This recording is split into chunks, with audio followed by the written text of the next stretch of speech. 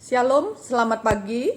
Hari ini tanggal 11 Oktober tahun 2020 kita kembali ibadah online di GBI Cahaya Mulia 2, Kota Bandung.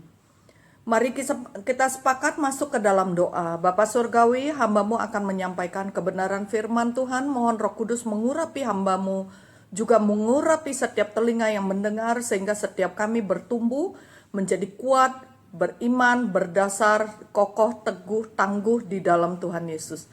Terima kasih Bapa, damai sejahtera-Mu turun atas setiap kami di dalam nama Kristus Yesus Tuhan. Haleluya. Yang sepakat katakan amin. Hari ini kita akan merenungkan firman Tuhan dengan tema Allah Maha Tahu. Tetap semangat dalam kasih setia Tuhan Yesus yang baru pagi hari ini. Kita akan segera baca di surat Petrus. 1 Petrus pasal 4 ayat 7. Saya akan bacakan dan yang lain menyimaknya di Alkitab masing-masing.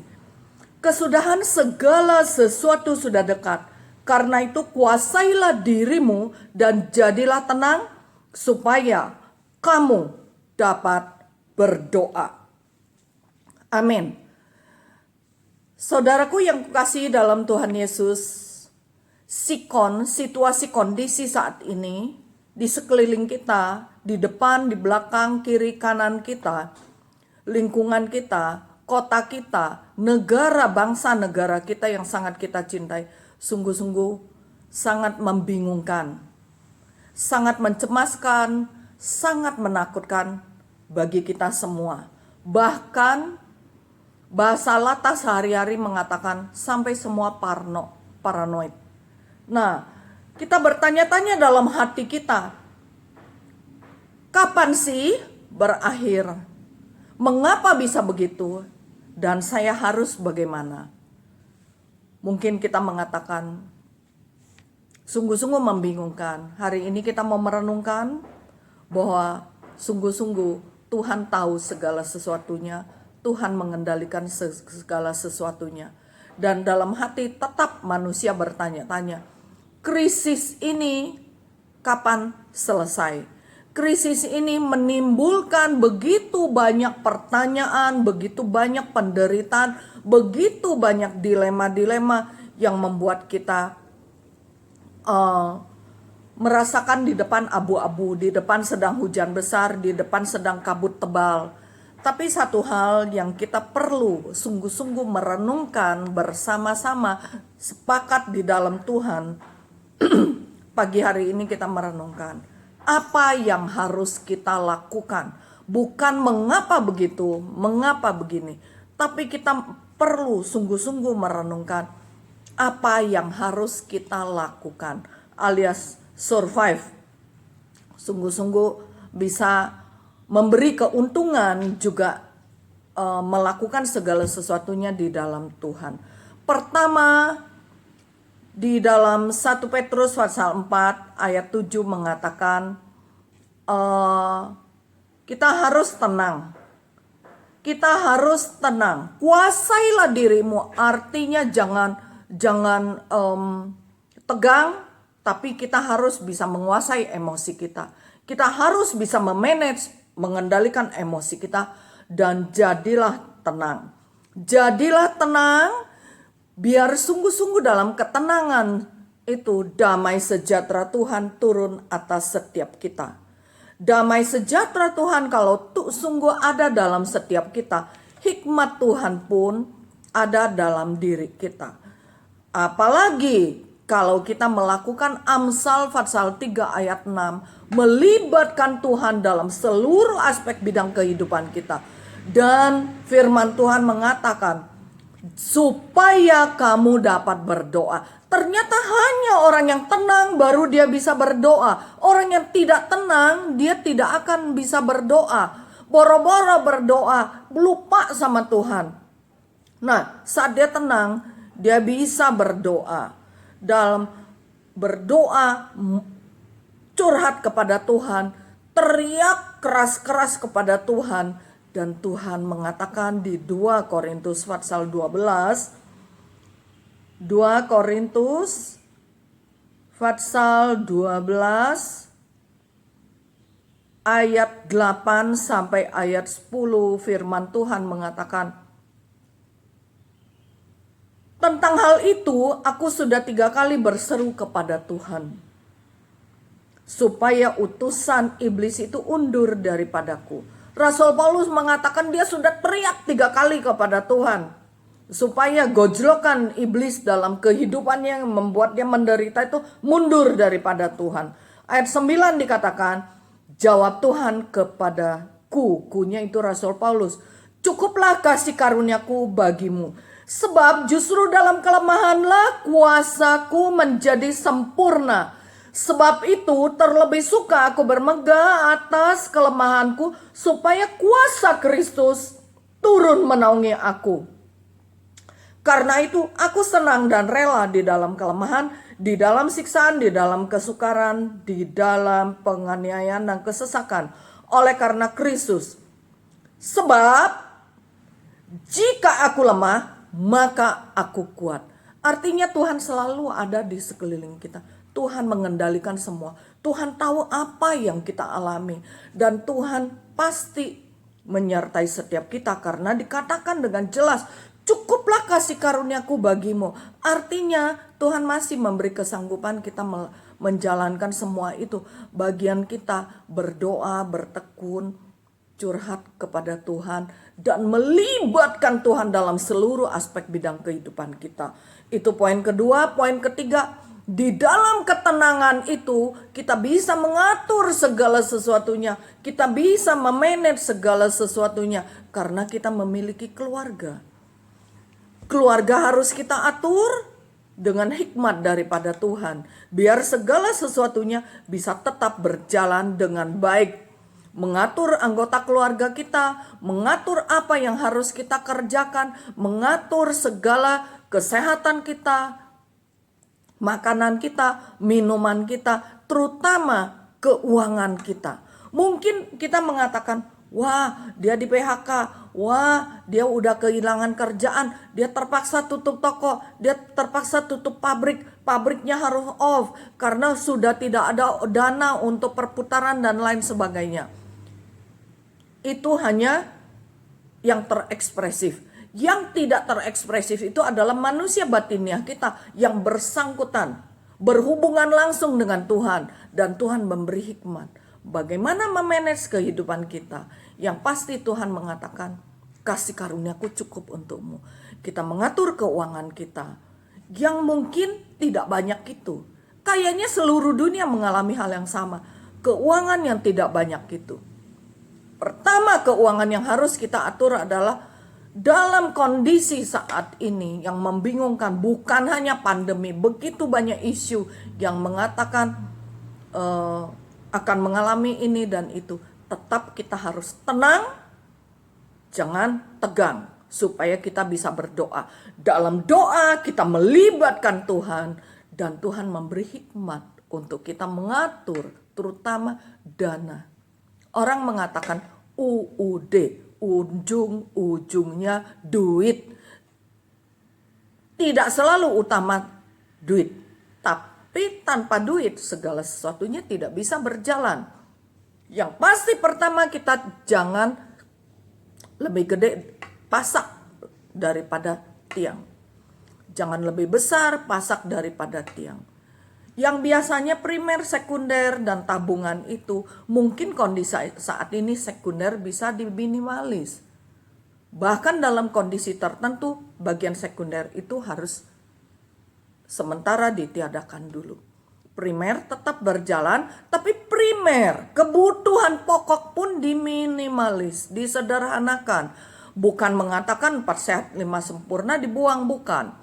4 sehat 5 sempurna tidak perlu harus dana yang mahal. Bisa dibanding setir kasarnya. Kalau belok kanan gak bisa ya belok kiri. Tapi tetap hidup toh. Sekeluarga masih tetap sehat. Dan kita memperhatikan hal itu. Jangan lebih besar pasak daripada tiang. Sederhanakan kehidupan kita. Amin.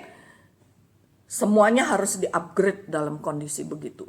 Jangan mengatakan, dulu saya begini, kenapa saya begitu? Lantas kita sedih. Saya udah andalkan Tuhan, kenapa Tuhan izinkan ini terjadi? Kenapa kehidupan saya lebih sulit daripada dulu? Saya cuma mau kasih tahu satu hal, dengarkan baik-baik. Sementara Tuhan sangat amat baik, Tuhan sangat amat sayang kita. Tuhan pun tidak suka melihat kita menderita. Tapi saat tertentu Tuhan mengizinkan itu terjadi supaya kita stay at home. Supaya kita tidak kena paparan COVID-19. Supaya keluarga rukun.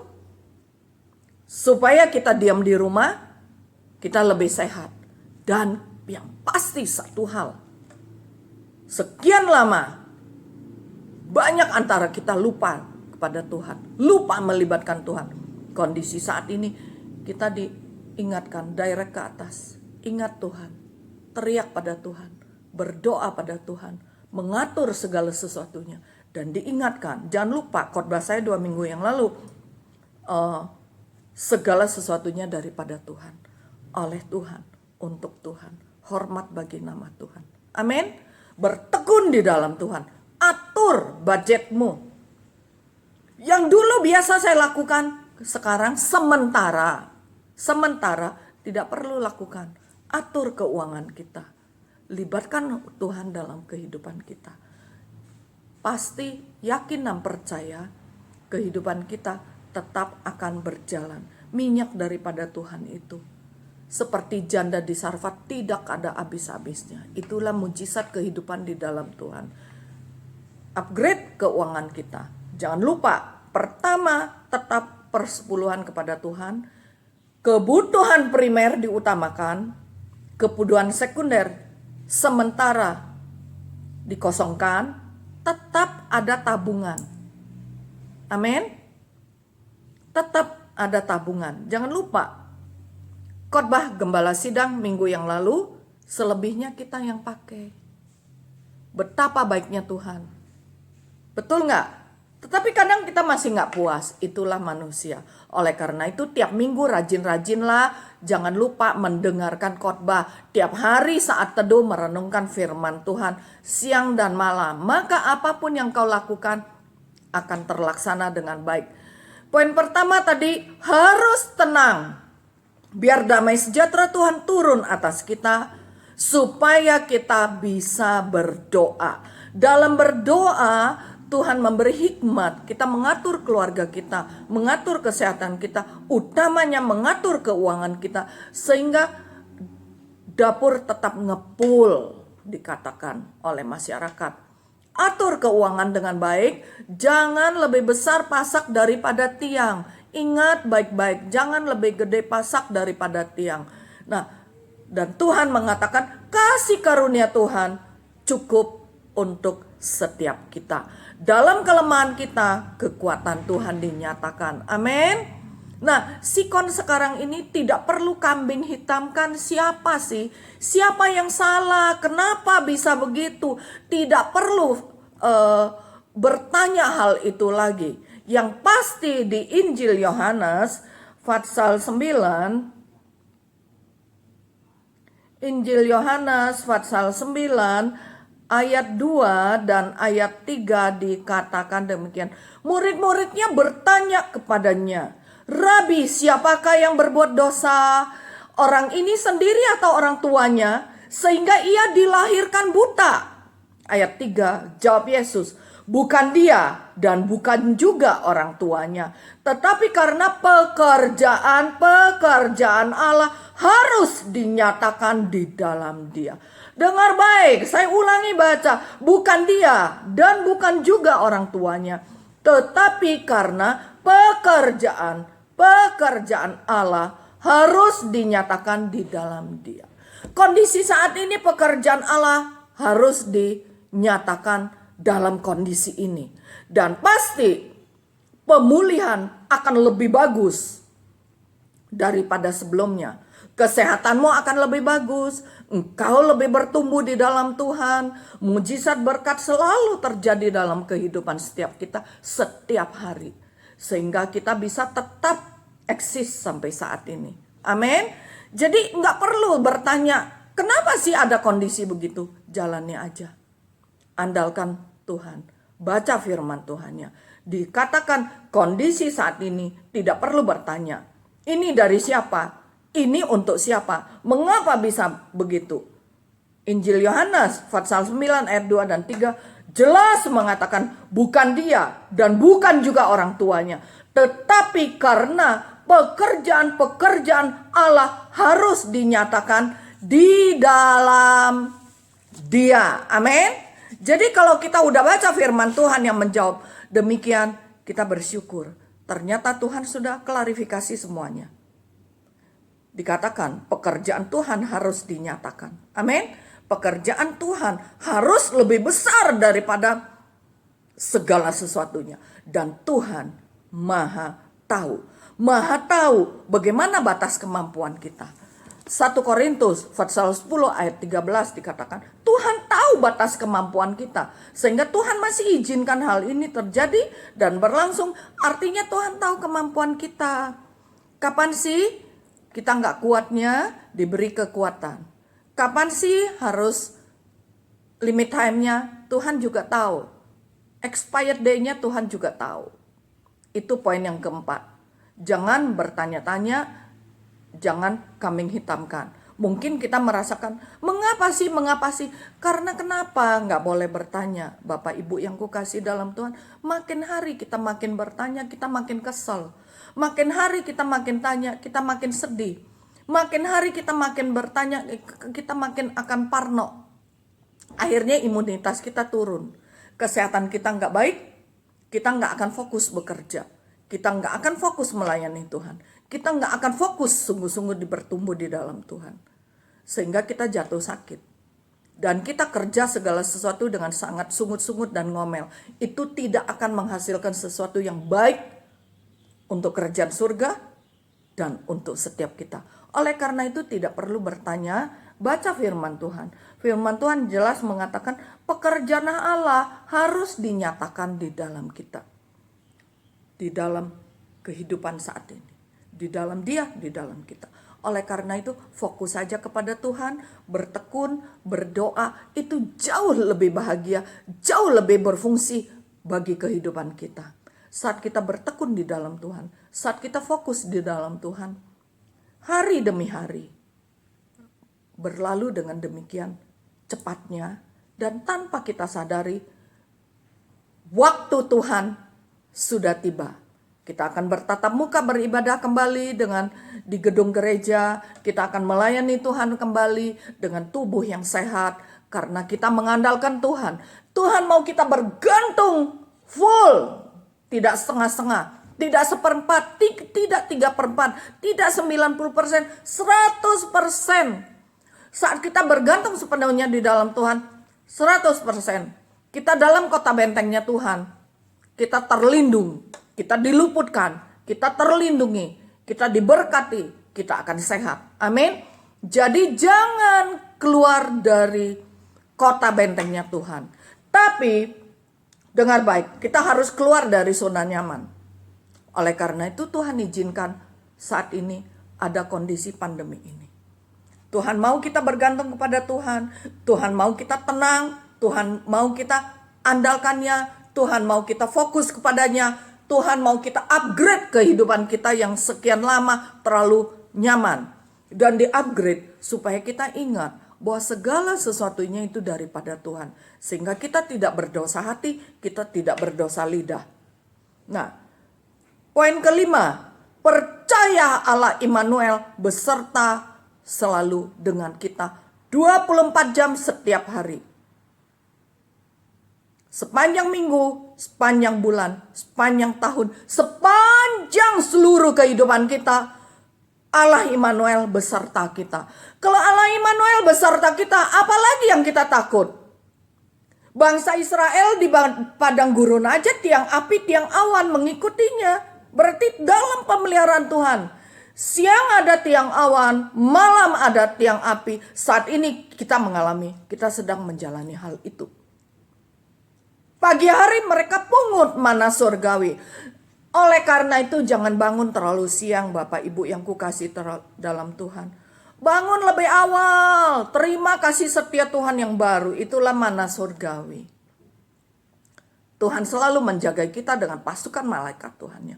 Ada tiang awan, ada tiang api. Apalagi yang kita takut? Andalkan Tuhan.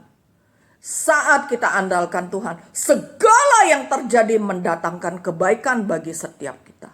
Amin.